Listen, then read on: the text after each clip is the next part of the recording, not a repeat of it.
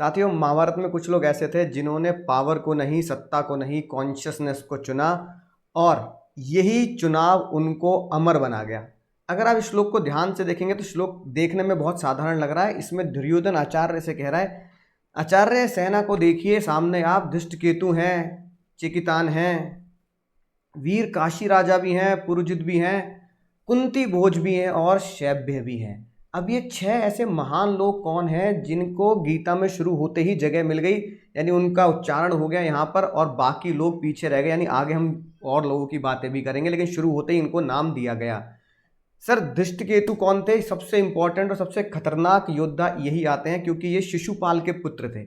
शिशुपाल आपको बताए वही हैं जिनको भगवान कृष्ण ने मारा, यानी कि शिशुपाल अगेंस्ट में खड़े थे, लेकिन उनके पुत्र ने अपने पिता को छोड़कर, उनकी साइकोलॉजी को छोड़कर सत्य का साथ दिया, यानी भगवान कृष्ण का और पांडव सेना का साथ दिया। तो मेरे हिसाब से 6 में से सबसे खतरनाक योद्धा ये थे, क्योंकि वो अपने पिता के विरुद्ध गए। क्योंकि धर्म के साथ हैं तो कई बार हम अपने परिवार के विरुद्ध भी जा सकते हैं, ये श्लोक हमें बताता है। चेतिकन अगर हम बात करें चेकितान की, वो जो युद्ध थे वो एक्चुअली में उन्होंने युद्ध लड़ा क्योंकि वो कृष्ण भक्त थे, और ये भक्ति दिखाता है कि जिनकी आप भक्ति करते हैं और वो मेरे आराध्य सच्चे हैं, तो उनकी भक्ति में हमें कोई कमी नहीं रखनी। काशी राजा, काशी के राजा थे जिन्हें आज हम वाराणसी बोलते हैं। ज्ञान और समृद्धि उनके पास थी, लेकिन उन्होंने कहा कि मैं भगवान कृष्ण का साथ दूंगा, और वो उनके साथ जुड़े रहे। पुरुजीत पांडवों के रिश्तेदार थे और एक रक्षक योद्धा थे जो ये कहते थे कि मैं पांडवों के साथ जुड़ूंगा, उनकी रक्षा में हमेशा सदैव आगे खड़ा रहूंगा। जहां पर ये दिखाता है लॉयल्टी रिश्तेदारों में खून से नहीं होती, लॉयल्टी दूर से भी, एक प्रेम से भी की जा सकती है। कुंती भोज अगर आप देखें तो कुंती भोज वो थे जिन्होंने माता कुंती को गोद लिया, यानी कि आप कह सकते हैं पांडवों के नाना थे। और उन्होंने बोला कि चाहे पुत्री गोद ली हो, चाहे पुत्री अपनी खुद की हो, पुत्री पुत्री होती है, और उसके रक्षा के लिए, उसके कुल की रक्षा के लिए मैं सदैव खड़ा रहूंगा। यानी आपके पूर्वजन, यानी आपके जितने भी लोग आसपास के हैं, जो आपके दादा दादी, नाना नानी जो भी हैं, वो हमेशा आपको दुआएं देते हैं, साथ में आपके खड़े रहते हैं। और शैब्य सबसे बुजुर्ग राजाओं में से थे और वो उनके साथ इसलिए खड़े थे, उन्होंने बोला कि मैं एज मैटर नहीं करता, प्रिंसिपल मैटर करता है, उम्र मैटर नहीं करती, मैटर ये करता है कि आपका वो क्षण कब आएगा जब आप सच के लिए लड़ेंगे, जब आप अपनी अंतरात्मा के लिए लड़ेंगे। तो ये 6 योद्धा आपको देखने में कितने साधारण से लग रहे हैं, इसमें बस इनका नाम लिया गया तो आप बोलोगे सर कुछ भी नहीं है, ये श्लोक तो बहुत छोटा श्लोक है, बस 6 योद्धाओं की लिस्ट दे दी गई है, जिसे दुर्योधन कह रहा है कि सर ये देखिए कितने महान लोग उनके साथ खड़े हैं। ये 6 योद्धा लिस्ट नहीं, ये आपकी अंतर आत्मा की कॉन्शियसनेस है, ये एक्चुअली में आपकी फ्रीक्वेंसी है, ये आपके अंदर की एनर्जी है। इन 6 के 6 का जो करेक्टर अगर आप देखेंगे तो ये आपके अंदर मौजूद है। लॉयल्टी, धर्म, भक्ति, principle, awareness, consciousness, inner light, ये सब के सब आपके अंदर अभी भी मौजूद है इन 6 योद्धाओं के हिडन रूप में। अब बात आती है सर, दुर्योधन जब ये कह रहा है बातें तो उसकी साइकोलॉजी को समझते हैं, या आप कहो तो इनकी साइकोलॉजी को ये इस तरीके समझ सकते हैं कि ये 6 के 6 योद्धा अगर लड़ रहे हैं तो इनको मिल क्या रहा है। इनको पता है हो सकता है मरना पड़ जाए, लेकिन ना राज्य मिल रहा, ना पैसा मिल रहा, ना कोई बहुत बड़ी पोस्ट मिल रही, लेकिन फिर भी ये खड़े हैं और लड़ रहे हैं। यानी कभी कभार हमें ये बात समझ में आती है कि कुछ पाने के लिए नहीं, हमेशा किसी के साथ, सच के साथ खड़े होने पर भी कोई लालच नहीं करना है, सदैव उनके साथ खड़े रहना है। यहाँ दुर्योधन की साइकोलॉजी इसी पे काम कर रही है। वो कह रहा है कि मैं पहले से ही डरा हुआ महसूस कर रहे हैं, जैसे हमने पिछले श्लोकों में पढ़ा। अब उसका डर जो है वो ये देख रहा है कि मेरे साथ क्यों नहीं है ये लोग, मैंने इतने सारे, क्या मेरी सेना में वॉरियर नहीं है? मेरी सेना में बहुत वॉरियर है। गुरु द्रोण मेरी सेना में है, भीष्म पितामह मेरी सेना में है, इतने बड़े बड़े वॉरियर मेरे 100 भाई मेरे सेना में है, कर्ण मेरे सेना में है, लेकिन फिर भी वो उनसे क्यों डर रहा है? क्योंकि वो लोग कृष्ण भगवान के साथ और पांडवों के साथ एक कॉन्शियसनेस, एक फ्रीक्वेंसी से जुड़े थे।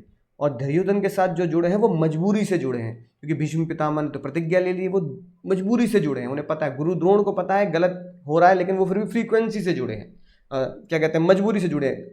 दुर्योधन के साथ मजबूरी से लोग जुड़े, डर से लोग जुड़े, लेकिन पांडवों के साथ फ्रीक्वेंसी से जुड़े, इमोशन से जुड़े। आपके इमोशन इतने स्ट्रांग होने चाहिए। साइकोलॉजी ये कहती है कि जब आप फ्रीक्वेंसी से नहीं, डर से लोगों को जोड़ते हैं, मजबूरी से लोगों को जोड़ते हैं, वो हमेशा नींव कमजोर ही रह जाती है।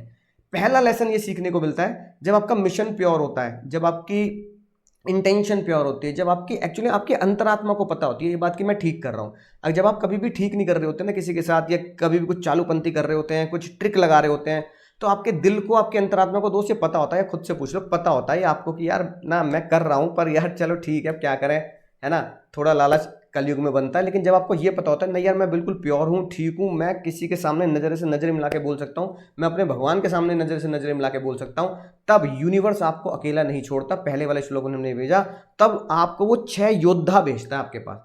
ये 6 योद्धा यूनिवर्स आपके पास भेजता है जो आपका मोटिवेशन बनते हैं। दूसरा योद्धा आपका एनलाइटेंड बनता है, तीसरा विजडम बनता है, चौथा प्रोटेक्शन बनता है, पांचवा आपको इनर लाइट देता है, और छठा आपके साथ प्रिंसिपल से खड़ा रहता है। यानी ये आपकी स्पिरिचुअल पावर, ये आपकी स्पिरिचुअल एनर्जी, ये आपकी स्पिरिचुअल आर्मी बनती है 6 के 6 लोग। इसलिए आपके साथ ये 6 लोग हमेशा खड़े रहेंगे अगर आप इनरली प्योर हैं। आपको बस अपने आप से ये कहना है कि यार मैंने कुछ गलत नहीं किया, मैंने बिल्कुल ठीक किया, मेरे साथ जो हुआ है वो मेरी गलती की वजह से नहीं हुआ, क्योंकि मैंने कभी भी इस तरह का सोच या इस तरह की गलती मैं नहीं करता। अगर आपके साथ कुछ भी कभी भी जीवन में कुछ गलत घटित होता है, ये पहला लेसन आपको समझना है कि 6 लोग आपके साथ हमेशा जुड़े हैं, ऊपर वाला आपके साथ हमेशा 6 लोगों को जोड़ रहा है, आप सही होने चाहिए अपनी जगह पर। लेसन 2 ये कहता है फियर टेम्परेरी है। फियर जो है ना टेम्परेरी है। फियर के साथ, लालच के साथ अपने साथ अगर लोगों को जोड़ोगे, वो मिशन सक्सेसफुल होने का ही नहीं है। आपको पता होना चाहिए कि मैं जिन लोगों को जोड़ रहा हूँ सच्चाई बता के जोड़ो कि यार मेरा ये मिशन है और मैं ये चाहता हूँ कि अगर हम आगे बढ़ेंगे तो साथ में आगे बढ़ेंगे। आप मेरे पार्टनर बनिए, आप मेरे एम्प्लॉय मत बनिए। तो पार्टनर हमेशा एक साथ मिलकर काम करता है, एम्प्लॉय हमेशा एक अंडर या एक प्रोसेस में काम करता है कि होगा हुआ, होगा नहीं होगा, राइट। इससे हमें ये पता लगा। अब ये 2 लेसन बहुत खास थे। आपके साथ ये 6 एनर्जी आपके अंदर है, लोग, यूनिवर्स आपके साथ आपको ये भेज रहा है। अगली इंपॉर्टेंट बात कि जब ये 6 लोग आपके साथ जुड़ गए हैं तो हर वॉरियर अपने आप में करेक्टर है।